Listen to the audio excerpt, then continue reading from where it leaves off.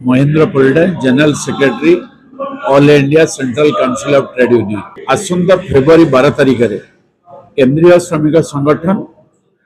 और एआईसीसी पक्षर आम आह्वान करुचु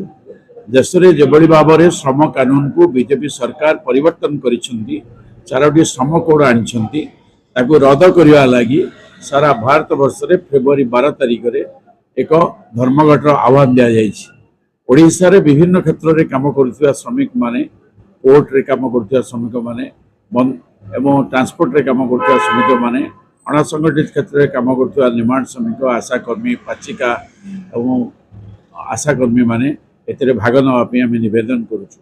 कारण जो आईन आनी नरेंद्र मोदी सरकार एथे श्रमिक मान अधिकार क्षुण्ण होगा जाऊँच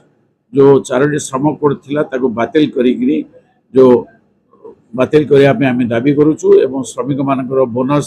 मिलवा सर्वनिम्न मजूरी मिनिमम 6000 मान 600 टंका पर डे होगा 26,000 टंका करवा एवं से विधिवत भाव में नीति नियम को पूर्व